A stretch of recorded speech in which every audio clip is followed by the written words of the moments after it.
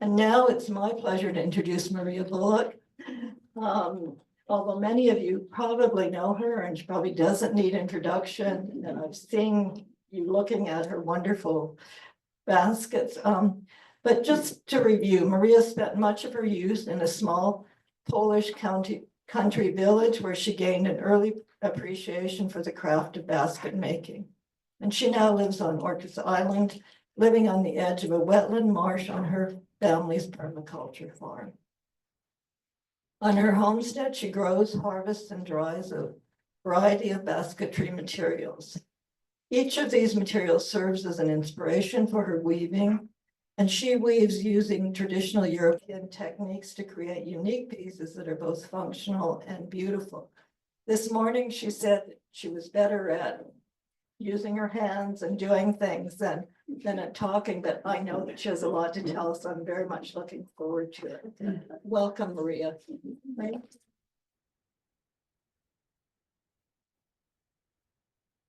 So when I get nervous, my English gets bad. So if you can't understand, let me know. All right, so the introduction already mentioned that I'm from Poland, and Poland is one of those countries that is still very active in creating willow basketry. So I ended up in my journey of weaving and making baskets, kind of through working with willow, connecting with my culture and my ancestors and my people. So that's kind of like another way that willow feeds me. And I do live on a beautiful marsh in Deer Harbor.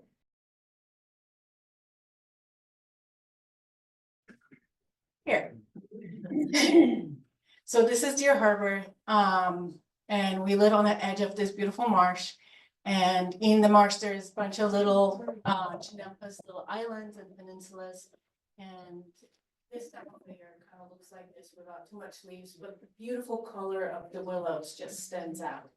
So the oranges and reds, they're not necessarily the basketry willow, but they're still bendable. And early on in my beginnings of relationship with willow, I definitely used a lot of that stuff to just kind of learn and practice on. So these days, this is my willow field. I grow about 40 different varieties of basketry willow. The different varieties give you different colors. You can kind of see in the baskets, they're all natural colors. They're just different bark that stays on.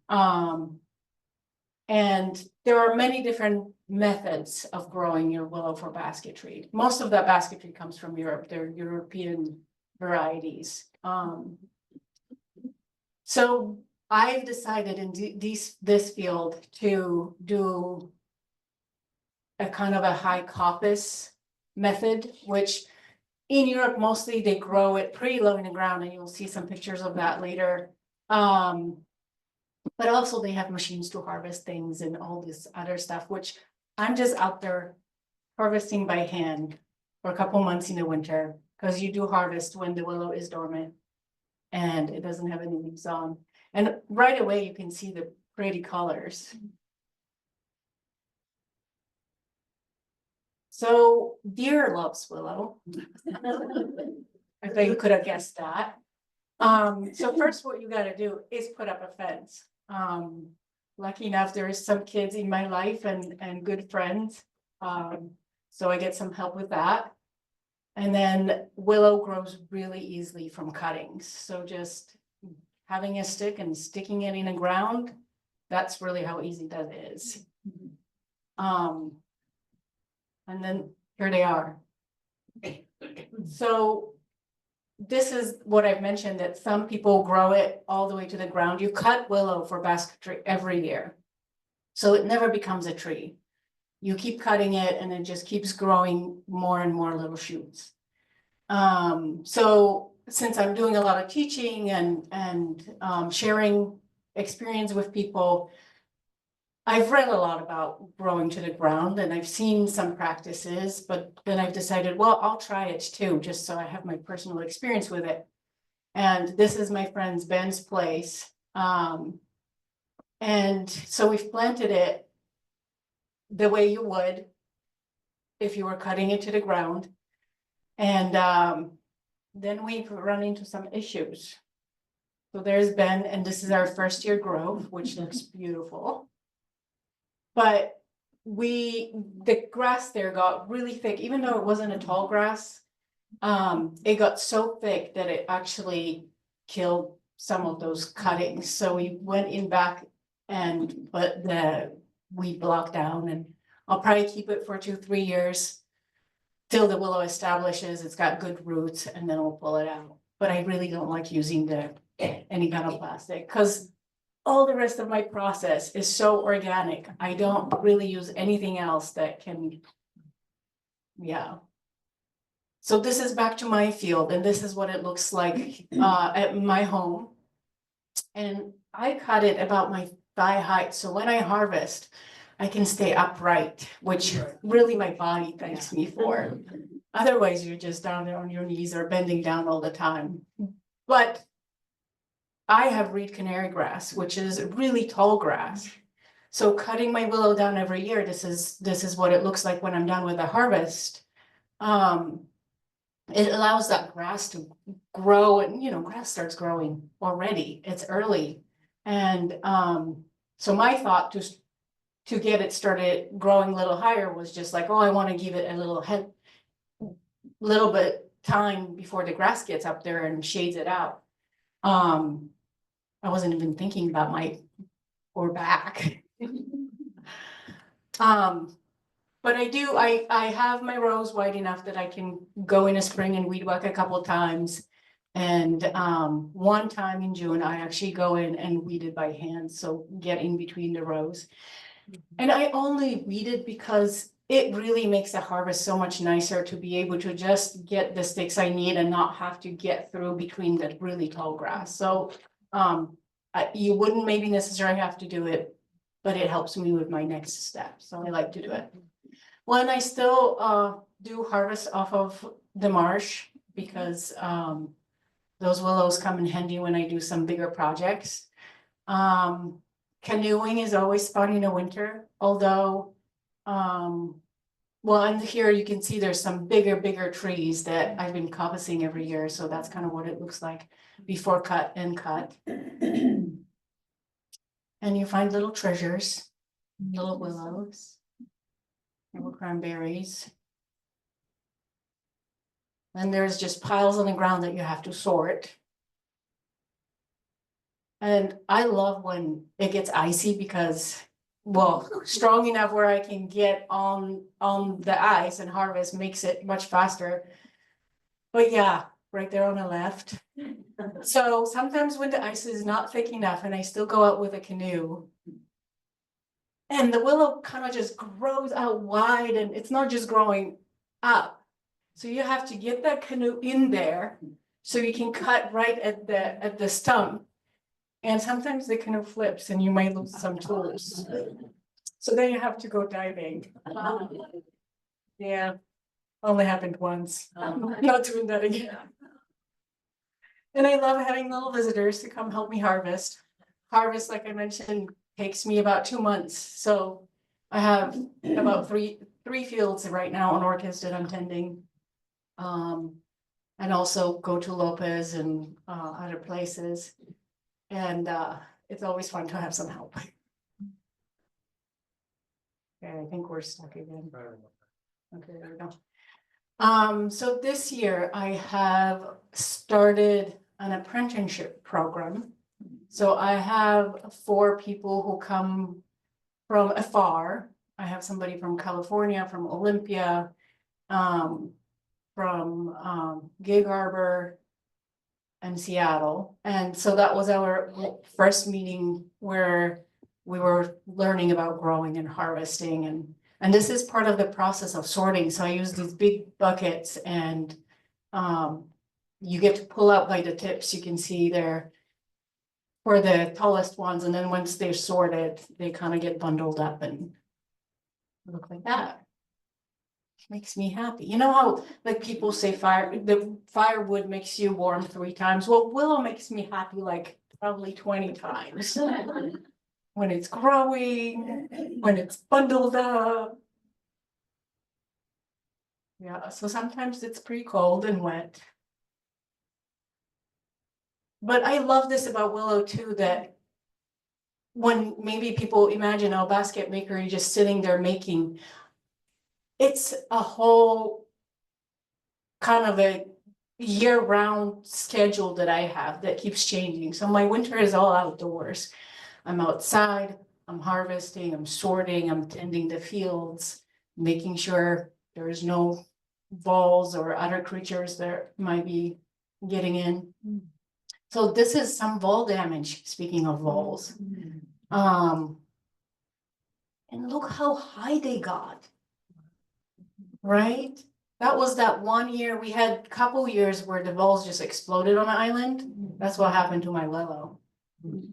That was sad. But I did have enough harvest on top that I could take the tops and stick them right back in the ground right next to those. And they're still alive. And then the other things that sometimes happen, there's these little midges. They're like little waspy fly things, and they lay their little eggs mostly in the tips of the willows, which creates these galls and swollen kind of things. And that's not very good for basket weaving because you need those nice tips. But this is what I do with it. Cut it off, burn it, because that's kind of control of the pest. You're not letting it go through, and then it looks better. I can still use that. There's it was so hard to pick just the right pictures for you guys, so there's a lot of just process. So yeah, just sorting, bundling.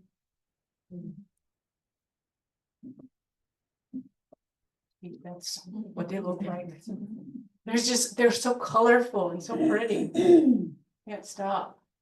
Then they hug my house. Okay, and then there's some spring activities that I do. So winter, done with harvest, done with planting. Thinking about garden support, right? So some of the bigger willow, well, gets planted. These are going to be nice little potted, columned, crazy willow looking like things. And then on the left, or on your left, we have some, well, I call them peony crowns, the smaller ones to support smaller plants that you grow through, like dahlias or peonies or anything that gets a heavy flower and otherwise would flop to the ground. And then the obelisks are the taller one, any viney things that might want to. I actually have some tall dahlias that I put those on, and that look pretty good too. But sweet peas, any kind of thing you want to get up there. Also, doubles as a kid catcher. That's my daughter, Noir. Time out. Here's the peony crowd. Yeah. Little garden fences. Also love to do those in the spring, just because usually I work with willow that's been dried when I'm making baskets. It's dried and then rehydrated again. But for these kind of bigger projects, I use green willow no matter what color it is, just meaning fresh. And hazel. In this example, I use hazel for the bigger posts. But you have to be very careful doing things like that because willow just wants to grow. So if it's touching the ground or moist composty things, then you just planted a whole lot of willow that you'll have to deal with. So this is a year two. You can see the fresh brightness kind of turns brown, and it probably sunk a little bit, or now that it's dry, I was able to push it down to the ground and added some fresh green. You can see a little bit on top there. And it's just pretty. Makes everybody stand up. Well, and there's a lot of visitors that come to Willow. I love my bees. And then visiting the willow fields, you'll always find somebody new. And it's always good to check in because there's things happening. Okay, and then so here's some early beginnings where I didn't have a studio yet. And you can see that the willow that's harvested, it's all mostly from the marsh. So there's not that cultivated European varieties yet. And I used a lot of red dogwood just because you need something that bends and you can use right there. Here's my fancy 5-gallon bucket chair. It didn't matter if it was raining or snowing, I'd be just out there playing with sticks. So one thing, you can weave with green willow, and but one thing that happens, there's a lot more shrinkage with green willow. So if you make a nice green willow basket, when it actually fully dries, it feels a little loose. It's not super stable like these ones right there. It's fun for practice. It's fun for, you know, when that's not important, you can certainly do that. I do prefer using dried willow and then re-soaking in it. Yeah, coolers come in handy too. The basket gets well used. You recognize that baby? Here's Perry. And you know that baby. Yeah. But there is some more green. This has red osier dogwood. You can see the kind of the red in it and the bright green. That's, and with red osier dogwood, you can't re-soak it. So it's like the only time you can play with it is when it's green. But even with the green willow, you don't cut it and weave it with it right away. You do, we call it mellowing. So you do want to let it mellow. It can mellow. If I pick it in January, February, I can still weave with it in March into April. It's halfway dried, but it still have enough moisture to stay flexible. And it, you know, it has a little bit less of that shrinkage. So this is also still green willow project and just kind of to see when it dries, what it looks like. Just some sticks in the ground.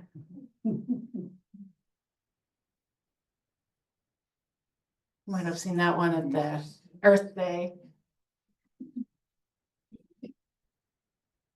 Yeah, if you can't find me, I'm probably somewhere playing with sticks. That's basically what happens. So this is my studio. It has a little bit more stonework in front of it now, so I have a little bit more room. But it's been fun for the last 10 years, but I feel like I need something more for the winter these days, or for fall even. It's pretty open to the outside, and but summertime, man, it's fun. And then summertime, this is what the willow looks like now, or yeah, June probably. Still makes me happy. So then the willow gets dried. I go through a cycle where I cut the willow and it sits there for a year, and the next year I use it. You could do it after a few months when it's really dry, but I have enough that I could kind of do a yearly rotation. So then it goes in a tank. That's my fancy little tank, and it sits in water for at least a couple weeks. So it's an outdoor tank again. There's no heat in it. It's just the outdoor temperature. You could speed up soaking with some heat if you had access to warm water. It would cut it probably in about a half time.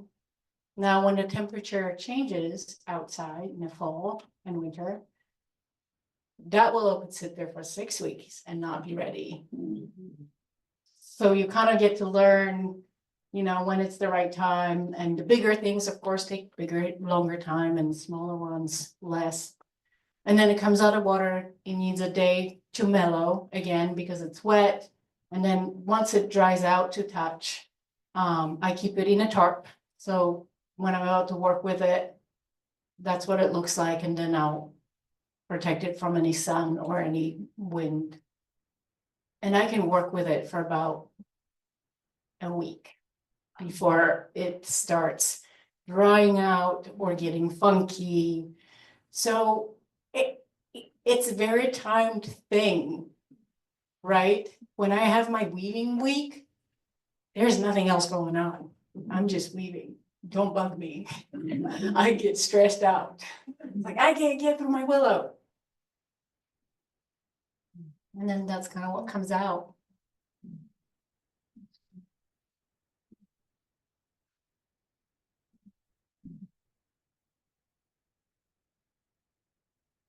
I don't know what to say about those, so I'm just clicking.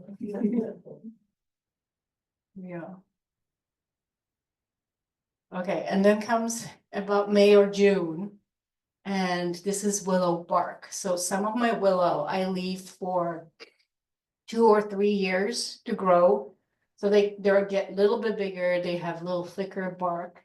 And you want to get the bark when the juices are still flowing. So there is, you know, there's movement, the bark is very slippy. And I think, yeah, you kind of do a nice long cut along the stick, and then it just peels off, and you dry it, roll that inner bark out. And then that's what it looks like, and then you can rehydrate it pretty quickly, half an hour in warm water, and it feels like leather when you're working with it. It's very lovely. So then you can cut it. I do have one example here, or no, the trays are bark, and there's one bag over there.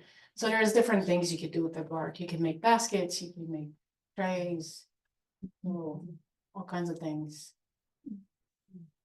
One, I other than just sitting there and making baskets, I do some fairs, so you might have seen me around. And then I do some commissions. People will reach out. And there's just playtime too. You gotta play. Different things. Also in the marsh, there's a bunch of bulrush. So that's another thing I've been playing with quite a bit. And this is just some bulrush seats, chairs that I've done for our house. And for my studio, for my work, I upgraded from a 5-gallon bucket now. So this is what I work on. It's a very lovely material as well. But willow is my love, so I do love willow, and you can create so many different things. I've been to some big conferences in Europe where people come from all over the world. There are like 60 different countries represented, and everybody sits down together for 3 days and weaves. And part of it, yeah, sure, is competition, but it's like you get to see what other people do. And there's from like beautiful furniture making, you know, to baskets, to abstract things, to like these teeny little tiny things where they take a willow and they split it and make it into these tiny little ribbons and make little ear, you know, like you can go from huge house like structural things to tiniest little things you can imagine. So I love how versatile it is. And you can really go anywhere with it. Here is a burial basket that I got to make a couple years ago, I think now,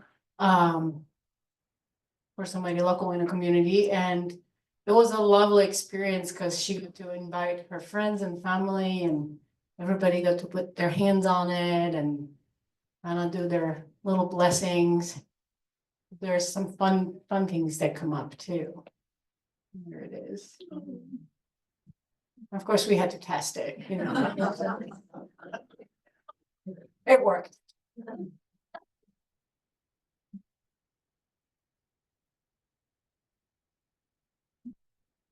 I think another thing that I really love about what I do is that I don't get stuck in doing the same thing over and over again. As you guys can see, it's like every time I sit down, it's a new adventure. And yeah, of course, there are some things that I know they'll sell and I'll make those. But there's a huge variety that I can kind of draw from. And there's so many different styles across Europe because willow, I mean, native people here did use willow, but not very much, not in the same extent as Europe does. So there's just so many ways people figured out how to work with it. So there's always more to learn, which I also love because I love learning and experimenting. And it takes some strength. Definitely hands, thumbs, your like shoulders, upper body. It takes a lot. The bigger material you work with, the more it takes. But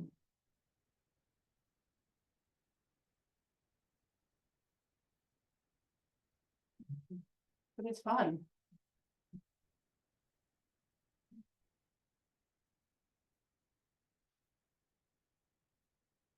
I don't know what to say. My hands said it all. Yeah. Here's some combination of that bulrush and willow.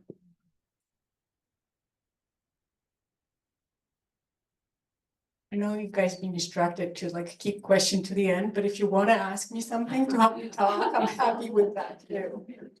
When you dry it, is there a life till Oh, Can you ask the question into this?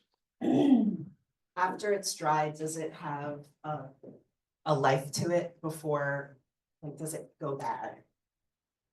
yes and no. If you keep it out of the sun and rain, it lasts for as long as you want, but they're just sticks. So if you expose them to, those natural things, it will decompose. Yeah.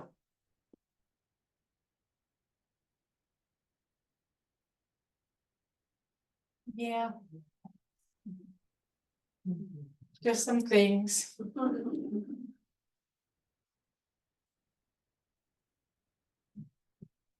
It does get cold out there. So we kind of went through summer. I figured I'd show you what my year looks like. So we finished with the summer and now we're getting into fall and see, I have a cup of hot tea with me and sometimes I even bundled with a blanket and just kind of 2 sets of gloves, you do what you can. And there's just seasonal holiday things and always things to put inside the baskets, especially in the fall with all the harvest. Tiny things, playing with design. So some things are very traditional that I do weave, and then sometimes like these backpacks on the left, it will be something that just comes up and becomes my design, and out of all combining all different skills and playing with the shapes. And I do teach classes, so this was a nice little fall event in Deer Harbor last year, which was a short little class, and then I do bigger classes too, where we'll go sit down for 2 days, and it takes usually a 2-day to make a basket. So there's something that they do,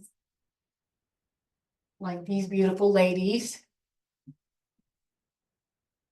The beautiful baskets, and then I do get students that come to study one-on-one. So people coming from further away and just have a specific basket they want to work on. We'll do that. And then there's some of those big things.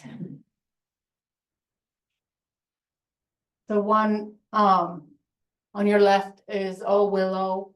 I did that in collaboration with Zach Leck. So he's done like metal frame for it. And we could sit 7 people in there. It's pretty big. It's got a wooden floor. And that was commissioned for it's in Victorian Valley, hiding somewhere. And then the other one actually has a bit of hazel. There's a split hazel in there, and also was a collaboration with Zach. That's sitting on a big Madrona stump somewhere too, and it's my little niece that came from Poland for a visit.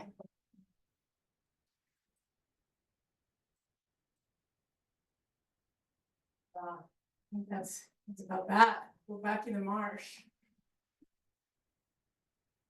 Yeah, so I'll take some questions if you guys have any, and I wasn't quite sure where your interest would lay in, and I mean, I can go in depth in a lot of different directions there. Hi, where did you get the original plants here? I mean, were they just growing on your property, or did you buy? I mean, you have a lot of varieties. So. Yeah, there is a place near Mount Vernon, Dunbar Gardens. And Catherine Lewis is a masterful basket weaver, and her husband Steve does the growing, and they do sell cuttings. You can go on their webpage, dunbargardens.com, I am assuming. And they sell cuttings. Also, I just learned that there is a nursery on Lopez that sells some willow cuttings. And how many plants does it take to make a basket? Say one of the baskets you have up Great there. question. It's funny because the willow plant doesn't just produce one size willow, right? So you'll definitely need several, so you have the size that you need to make a basket. I'd say you probably want to have about 15, and you can probably make like 3 baskets a year with that, or 3 to 5, yeah, depending. Yeah. How wet does the soil need to be able to grow this willow? Or any kind of willow? Yeah, so willow grows across the globe. It just behaves a little different in different conditions. People usually think of willow with wet feet, so like the marshy willow, but actually for basketry, it's slightly bit better when the willow has a little bit dry conditions, because with the wet, the inside gets really spongy. There's a lot of that softness in it, the inner core, which makes it very soft material, so it won't hold its shape as well. It's still fine, but you can grow it in clay, you can grow it as long as it has water in those crucial moments, you don't let it dry out. It can grow. It'll probably vary how tall sticks you'll get. I just have a question about when we go to the stores and stuff, we see curly willow. What is the difference between willow and curly willow? And do they curl it, or is there something we can do with curly willow?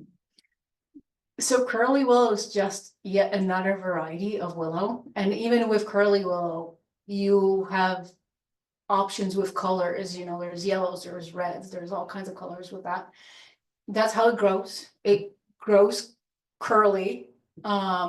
Usually it's used kind of for more, you know, flower arrangements and kind of more abstract art pieces, but yeah, it's still willow. Some willows are less bendy than others. They're a little bit more, you know, you might want to go to bend it and it will break. So not every willow is good for weaving. Yeah.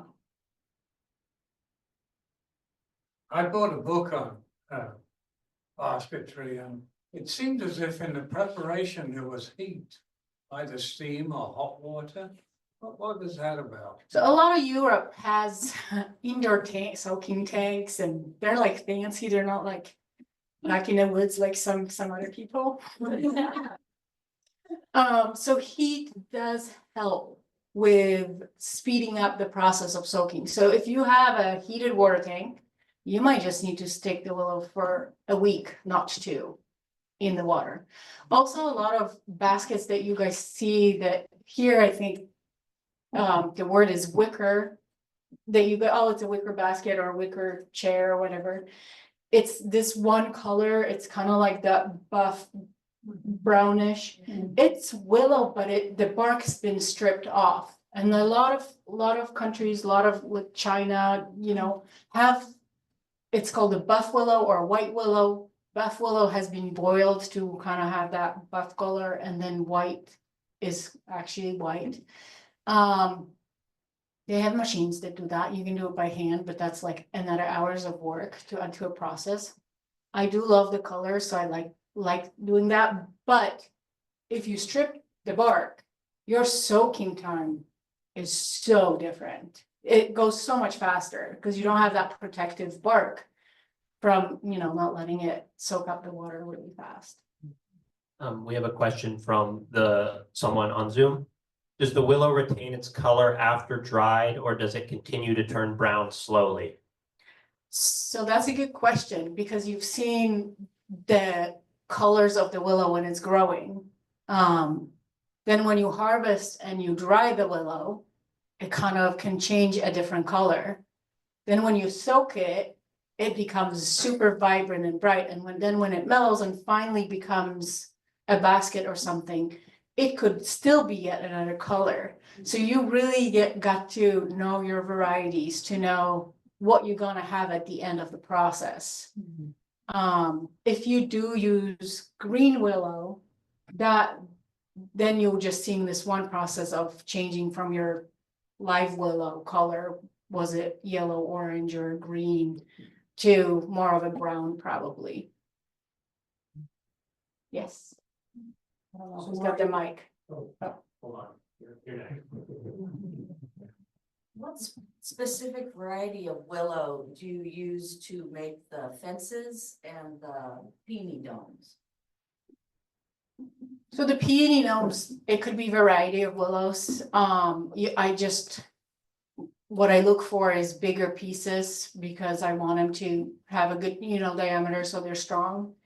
My little fences, I usually use the wider willow, the wild willow. Just because it uses a lot of material, and all my willow's so precious. And if I can make something, you know, more, I don't know, what's the word? Yeah, if I can make a basket out of it, I don't want to use it on a, you know, fence. So what happens with the wider willows, they're usually are, even in 1 year growth, they're more branchy. And every time you have a branch, there's a bump and it's not as smooth, or, you know, there's something happening with it. So it's easy to use on something that it doesn't matter, you know, it'll still look good in a fence or, yeah. But a specific variety, I'd like to grow it. So in the marsh here, we have a lot of flame, which is this kind of orangey and sometimes bright yellow. And I use a lot of that. But it is one of the softer variety. Well, might be softer because I'm growing it in water. So I wouldn't use it in my peony crowns necessarily.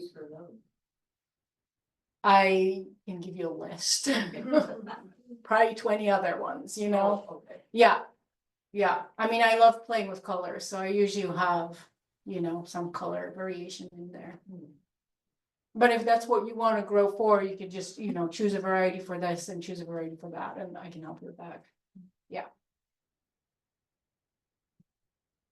It's kind of a summarizing question based on the last two questions, but if I were to start cultivating my own willow and just keep it kind of small and experimental, and I had projects in mind like fencing, learning basketry, and maybe some bigger projects like trellises or something like that. What are there like 3 or 4 varieties that you would recommend to get started? Yeah. Is there like, maybe is that something that I could send? Is there a group email or something? That would be wonderful. And also when we post the recording, we could put it next. to it, Yeah. So it's right there with the recording of your presentation. Perfect. We'll do that. Is that, Yeah. yeah. I have a question. I want to diverge from willow for 1 minute. I think that you have bamboo down at your place, And I have seen a lot of Asian baskets of strip bamboo. Have you ever fooled around with that at all? No, I have not. So I have fooled around with a lot of different plants. Because here's another thing, once you plant willow, so you saw those little sticks. It'll take about 3 years till you have enough harvest to make a basket out of that. The first year will give you something, you'll cut back, but there's not gonna be enough to make anything. Second year, it's a little stronger. Third year, maybe enough. Fourth year, you should be able to make something. So there is that long time period where you're like, I know I wanna start making things, but what do I make stuff with? So, that's where, you know, harvesting wild respectfully, of course, asking permission and all that is very important. You know, it can get you started on things. I also did a big deep dive in books and videos and just like learned that you can weave from almost anything. You look at those blackberries, you look at, you know, like there's just almost anything you look at, somebody has wove with it. So I have tried different things, but there is a calling for me with willow, and that's my plant, and I'm so happy with it. You know, I do play with hazel some and with the bulrush and a couple others, but that's kind of like, that's the core of Maria is willow. One thing that we discovered in the last year, we have some hazelnut trees, and mine and neighbors also on 1 year sprouts, instead of waiting 3 or 4 years to harvest. On 1 year sprouts from the hazelnut, you get a very nice 3/4 inch by almost 8 foot sprout, and then in 2 year you get twice the diameter and 10-foot sprouts, and they don't branch at least until 8 feet. So you have, if you have hazelnuts and you want to do some of the columns for your garden for, then it's a quick thing because you don't have to wait. And there are some plants where you'll be able to harvest after a year, so more than that. So just gives people an idea of something they could look for. Yeah, I usually harvest my hazel on a 2-year rotation. Just because I guess I'm going for those little bigger things. But, yeah. Just 2 questions. One, how long does your average willow live? And secondly, how do you keep them true to variety? They're pretty promiscuous in pollination. So I'm yet to find out how long the willow lives. My field's been there for almost 15 years and it's still going strong.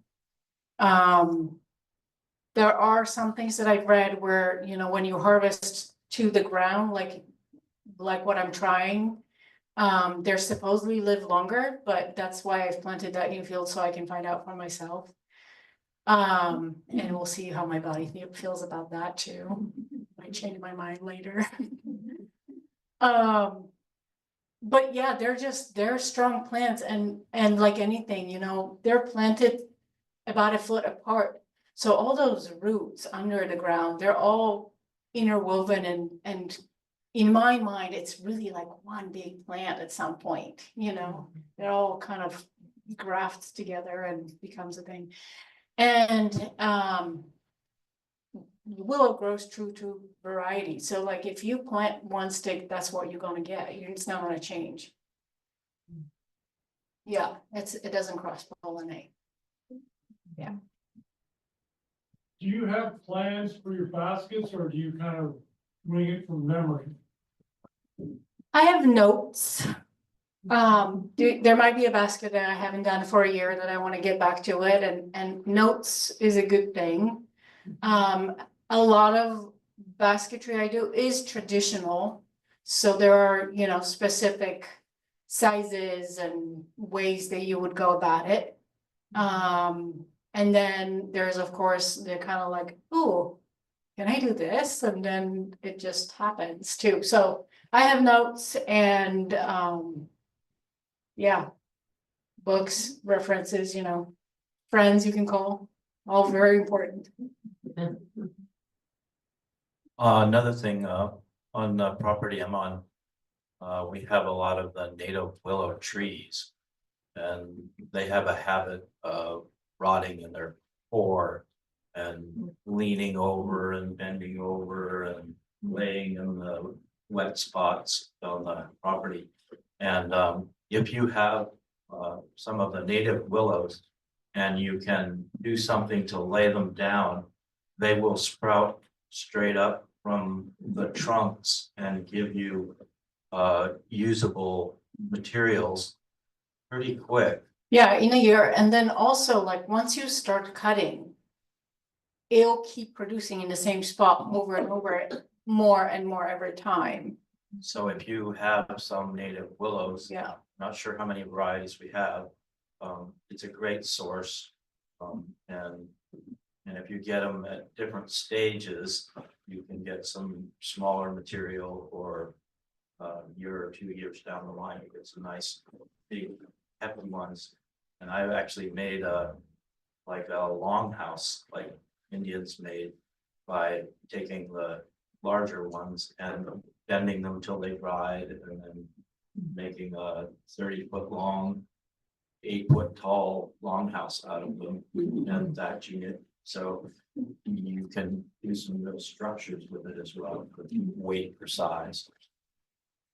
Yeah, I would just encourage that if you do want to do any kind of a living willow structure, you gotta know it's a commitment for life. Because if you do anything green, living, you'll have to maintain it year after year, because it's going to grow. And if you just let it grow, it just becomes this big mess of things that it's really hard to get through. So you really got to make sure, if you're using green willow, that you want to make dry structure, you can always peel that bark off into the part that you're sticking in the ground, and that way it's not going to grow, but you still can use bigger things without soaking. So that's kind of a good little tip. Do you fertilize the willow at all? And if so, does it make a difference on how fast it grows and the size of it? I usually don't fertilize. I mean, willow kind of grows everywhere really good. If you were to fertilize, the size of your rods would be big. And what I've noticed just with the years of growing and plants being established and bigger, they just naturally keep growing bigger rods and bigger rods. So you might start with like little baskets and like have all these cute little baskets, and then suddenly all you have is this big willow, and you can't make little baskets no more because all you have is big willow. So I don't need more big willow, so I don't fertilize. But if you needed that for, like, if you're a furniture maker or, you know, and you want just bigger stuff, then you could for sure.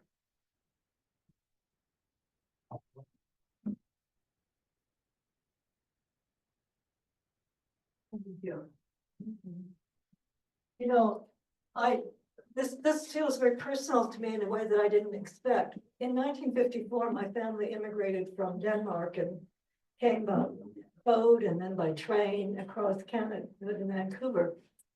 And for many, many years, there was a wicker basket and a trunk. Oh, yeah. You know, and I think about that trunk and I think about your connection with Europe and your sense of this being something that is done all over the world. I'm sorry, it just brings Yeah, back those memories. yeah. That That actually made me think of like how these European varieties of willow came across the oceans to here. So because it was very controlled as what you could bring plant material to the United States. And one way people did this is they wove green baskets, brought them over the ocean and put the baskets in the ground, and here we have it now. Yeah, yeah. I have one more quick question, just because I've read about it. Have you ever tried using alder? Because I've read that you can coppice alder. I have no idea, but it surprised me. Yeah, you can coppice alder. I have not used it. Yeah. We have so much, But this time of the year, because I do a lot of harvest right now. So I'm looking at all the sticks and everything that grows, I'm like, huh, and we have a ton of fruit trees, and I always think, oh, I just had enough time. I would get these beautiful, you know, apple and pear and long mulberry, they have those long shoots. And you can use any of it, we wouldn't make tiny baskets because they're kind of like thick. But you could do any kind of structural fun stuff, you know, just be creative with it. Yeah. Lori, with your outdoor things for the peonies or for the trellises, how do you take care of those off season? Great question. Yeah, so they definitely extend their life if you can take them out of the weather for the winter, especially our winter that's so wet. So taking them out of the garden and, you know, put it in a shed, put it under some kind of a roof, you'll get, you know, 3-4 years out of it.